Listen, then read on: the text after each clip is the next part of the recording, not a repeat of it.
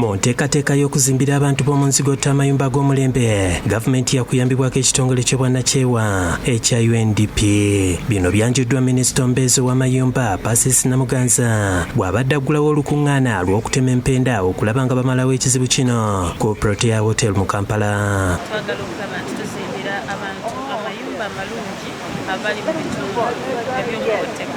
Twagala kulaba nti Isiraamu zino zikyuka era nga bwe tuba tuzimbye abantu ababaddemu bakuganyulwa babeera ku mwanjo nnyo. Luno lwetabiddwa amabwa Buganda Land Board, akulira emirimu mu kitongole kya KCCA Dorothy Kisaka, akulira ekitongole kya United Nations Development Program Elsa Tafwa, abantu okuva mu bitundu bino n'abalala. Minisita Namuganza ategeezezza nti gavumenti teri ku mulamwa gwa kugoba bantu, wabula ayagala okulaba nga bafuna obuweereza obulungi okusobola okweyagalira mu nsi yaabwe. Agamba abantu bakupangisa amayumba gano ku nsimbi ensaamusaamu ate gamale gafuuke gaabwe olwo ebizibu ng'endwadde n'ebirala ebiva ku bukyafu byakwongera okukendeera. Tukizaaganyiza okupatanalinga okuba nti tuzimba amayumba agagenda okubeera mu categories nnyingi. Tugenda kubeeramu amayumba ge tuli mu kuyita rent to own, nga nibyo mayumba ge tugenda okuzimba omuntu apangisa ennyumba eyo myaka 10-15 olaba bapangisa rent naye nga ssente ezo myaka ezo zirigwayo oba 10-15 sizala tuba tutegeraganye ennyumba efuuka yaabwe. Yakulira emirimu mu kitongole kya KCCA Dorothy Kisaka asabye abantu bano okukwataganira wamu okumalawo ekizibu ky'enzigota mu Kampala n'emiriraano. Amayumba gaffe n'engeri gye tubeeramu mu kibuga toyinza kikolanga bw'omu nti KCCA ffekka.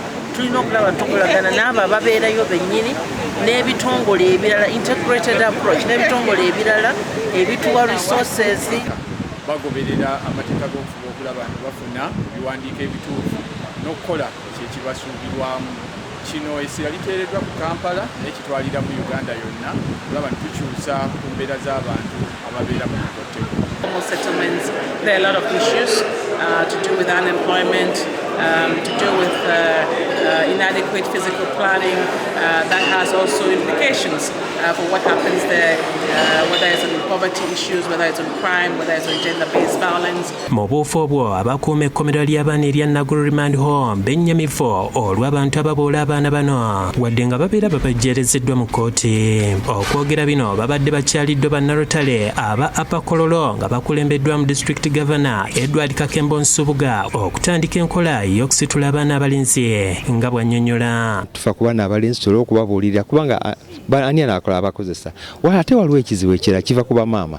Bamaama bafa nnyo ku baana abawala ne babalabirira mbu babategekera bufumbo naye bamaama mbabuuza ani anaawasa bawala bammwe nga abalenzi bafuddeeko. Babawadde enkoko 5 okutandikirako ne babattirawo n'akatale kaazo nga Jennifer Mirembe Sensuwa akuliddemu enteekateeka eno bw'annyonnyola. Kubayigiriza emirimu egy'emikono nga okulima, nga okulunda, nga okuteekerateekera oba oliawo kyewandiise okufumba kukare mu mawoteeri. Fuddeko nnyo n'abazadde okusinga tetuliyo bannange.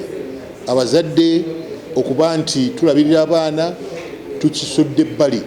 Abaana baba house girl, abaana baba TV, abazadde tetuliyo. Kyova olaba nti abaana bazza emisango kubanga bali awo bokka na bokka. Download the app on App Store or Google Play Store now. Vision Digital Experience, the future of media.